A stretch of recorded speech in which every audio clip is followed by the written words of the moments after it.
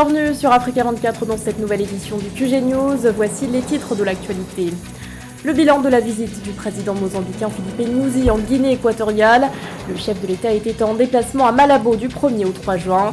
Objectif de cette visite, renforcer la coopération bilatérale entre les deux pays. L'attaque d'une église catholique dans l'état d'Ondo au Nigeria, un drame survenu le 5 juin durant la messe de la Pentecôte. D'après un premier bilan donné par les autorités, au moins 21 personnes sont décédées. Et puis rencontre avec Pauline Ekambi, l'ancienne joueuse professionnelle de basketball a décidé de créer une structure pour venir en aide aux jeunes athlètes. Les détails à suivre dans ce journal. Le Mozambique et la Guinée équatoriale entendent renforcer leur coopération bilatérale. C'est dans cette optique que le président Filipe Nyusi s'est rendu à Malabo du 1er au 3 juin en réponse à l'invitation de son homologue Teodoro Obiang-Nguema Mbazogo.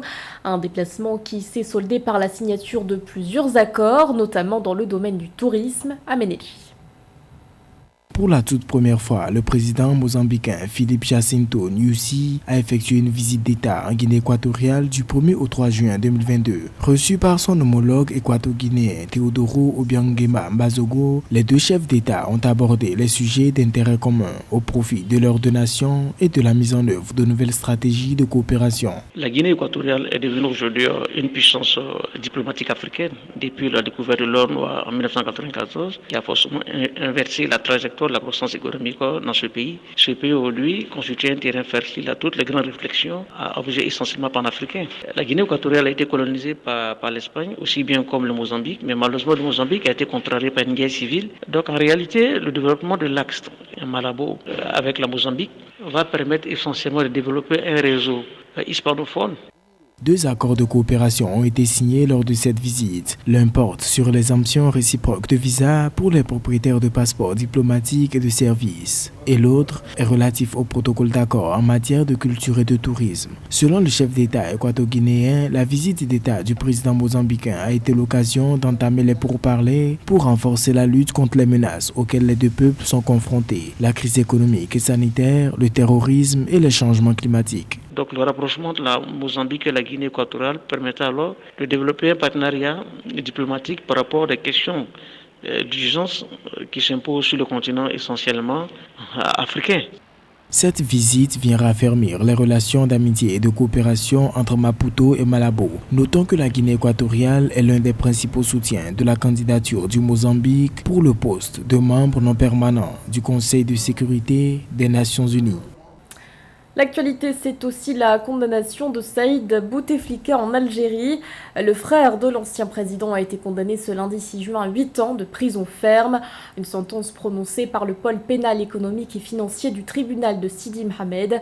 Saïd Bouteflika écope également d'une amende chiffrée à 3 millions de dinars. Il comparaissait entre autres pour trafic d'influence, abus de fonction et blanchiment d'argent. Au cœur de ce dossier, une affaire de corruption selon les médias. Notons que le tribunal a aussi condamné l'homme d'affaires Ali Haddad à 4 ans de prison ferme. Un meurtre odieux de fidèles, ce sont les termes employés par le président nigérian Muhammadu Buhari en réaction à l'attaque d'une église catholique survenue le 5 juin dans l'état d'Ondo, situé au sud-ouest du pays.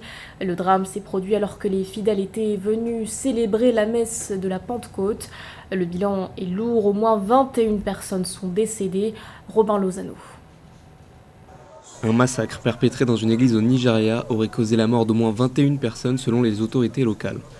C'est dans l'église catholique Saint-Francis dans la ville d'Owo au sud-ouest du pays que ce dimanche, des hommes armés ont ouvert le feu sur des pratiquants en pleine messe de Pentecôte. Selon un témoin, les assaillants étaient au moins 5 et de la dynamite aurait également explosé au sein de l'église. Cette violente attaque n'ayant pour l'instant pas été revendiquée a suscité la terreur chez les rescapés.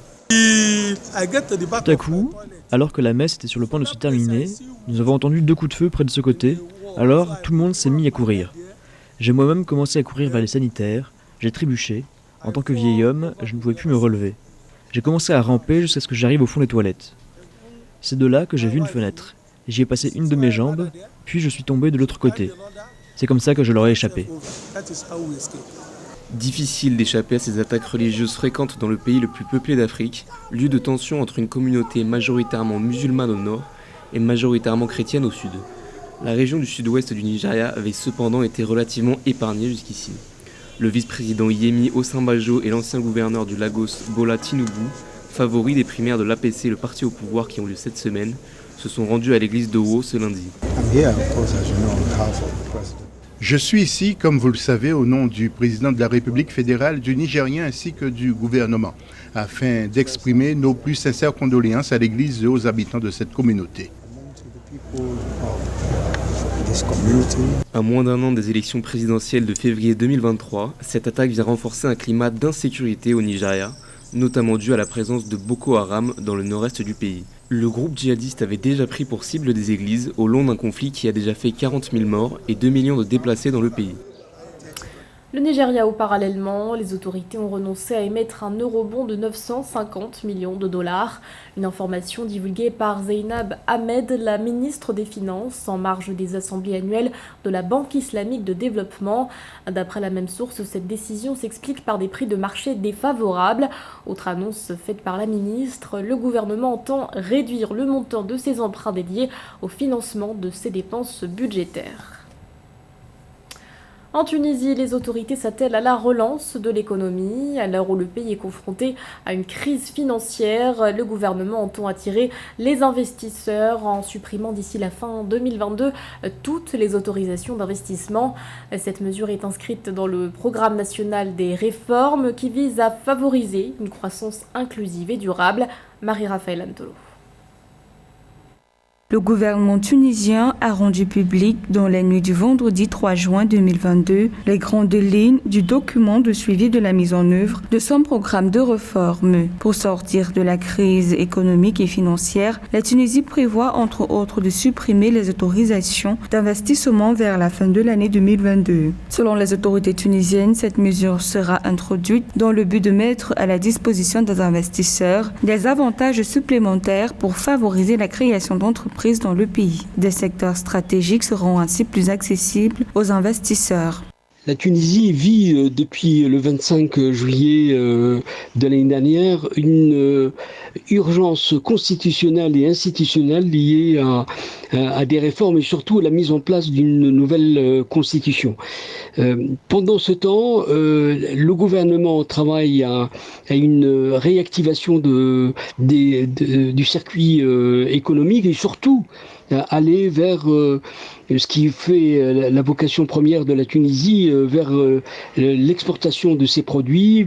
D'après les récentes statistiques de l'Agence de promotion de l'industrie de l'innovation et de l'investissement du pays, le secteur de l'investissement tunisien a subi une baisse dans les industries exportatrices de 13,9%, passant de 383,6 millions de dinars tunisiens en 2021 à 330,1 millions de dinars tunisiens pendant les 4 premiers mois de l'année 2022. Également, les investissements industriels 100% étrangers et en partenariat sont passés de 374,2 millions de dinars tunisiens durant les 4 premiers mois de l'année 2021 à 287,5 millions de dinars tunisiens en avril 2022, soit en baisse de 20,5%. Je crois que finalement, le gouvernement a simplement compris que nous vivions dans un monde globalisé où il fallait effectivement permettre aux investissements étrangers d'entrer dans le pays, de faciliter à travers des mesures incitatives, comme c'est le cas grâce à cette réforme,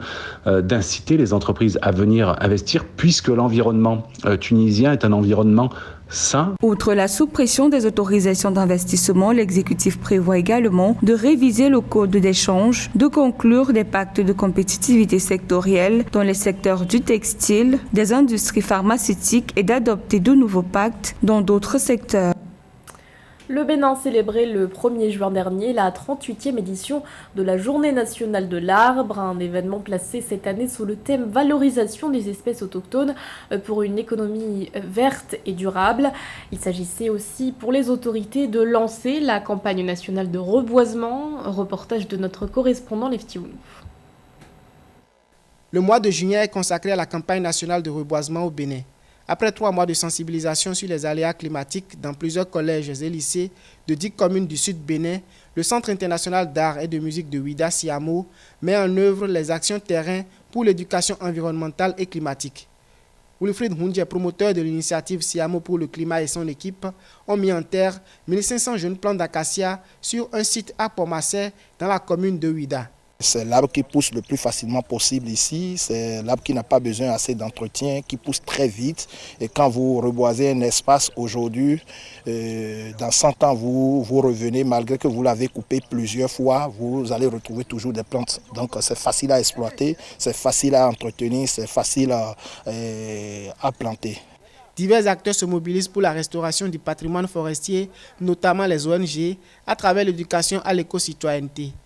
Le ministère du Cadre de vie et du Développement durable évalue à environ 161 432 hectares la superficie totale des reboisements effectués de 1985 à 2019 au titre des Journées nationales de l'arbre et des campagnes nationales de reboisement. L'initiative du Siamo fait partie, en tout cas, de nos objectifs. Donc nous avons jugé bon de nous associer au Siamo pour cette activité. Je dirais aux jeunes de procéder au reboisement de certaines espèces pour nous aider, nous préserver contre le réchauffement climatique qui s'est dans le monde aujourd'hui. Pour une mise en œuvre rapide et à grande échelle du reboisement, il est envisagé au titre de la contribution déterminée au niveau national CDN du Bénin, adoptée par le gouvernement en 2017, la mise en place d'environ 150 000 hectares de nouvelles plantations forestières publiques et privées entre 2021 et 2030. L'objectif est d'intensifier les actions engagées afin d'atteindre une cible annuelle de 15 000 hectares par an au lieu de 4 000 à 5 000 hectares par an en moyenne ces dernières années. Coup de projecteur à présent sur l'ancienne joueuse professionnelle de basketball, Pauline Ekambi. Après une carrière bien remplie, elle a décidé de rester dans ce milieu en créant une structure pour aider les jeunes sportifs qui entrent dans la vie active. Son portrait avec José Douglas. Pauline Ekambi fut l'une des meilleures basketteuses franco-camerounaises des années 80-90 et a remporté 2 médailles d'argent lors du championnat d'Europe junior en 1981 et du championnat d'Europe en 1993. Elle a évolué aux USA, à NCAA et a détenu le record de France des sélections en équipe de France, 254 au total. Née en 1962 d'une mère française et d'un père camerounais, elle reste très attachée au pays de son père, suit de près l'évolution de l'équipe féminine et les jeunes camerounaises qui évoluent partout dans le monde du basket. À l'âge de 31 ans, elle met un terme à sa carrière et monte une structure pour aider les sportifs qui rentrent dans la vie active. La première partie de notre mission consiste à accompagner les sportifs vers leur employabilité qui soit professionnelle, semi-professionnel. Quand on dit semi-professionnel dans un sport comme le basket, c'est jusqu'en minimum national 2. Une vraie légende du basket. En 2010, elle a décroché une certification en stratégie de communication à HEC de Community Manager, d'où sa start-up Sportail Community, plateforme qui connecte les sportifs de haut niveau. Elle organisera le mardi 14 juin, en collaboration avec la mairie de Paris, en France, le salon européen After Sport. Salon de l'emploi au format hybride en présentiel et en virtuel, dédié aux sportifs pro et semi-pro en activité, anciens, valides et handisport, issus des sports olympiques et non olympiques. C'est pas le problème de reconversion en lui-même, c'est que on est depuis l'adolescence enfermé dans une bulle, sciemment par obsession de la performance. Je dis sciemment de la part souvent des dirigeants, des entraîneurs, etc. Bon, ça change aujourd'hui, mais ça persiste encore dans certains sports. L'ex-basketteur international centrafricain Michael Mokongo n'a pas hésité à frapper à la porte de Pauline Ekambi, qui l'aide à lancer lui aussi sa plateforme Stadium Prime, qui a vu le jour en avril 2022, pour la mise en relation entre les joueurs professionnels et amateurs d'Afrique et dans les disciplines telles que le basket, le football, le rugby et d'autres avec les clubs pro et amateurs. Pauline et Michael donneront d'autres détails sur leur collaboration le 14 juin à l'occasion du salon qui se tient à la mairie de Paris. Ce journal a été réalisé par l'ensemble de la rédaction. Merci de votre fidélité. L'actualité continue sur Africa 24.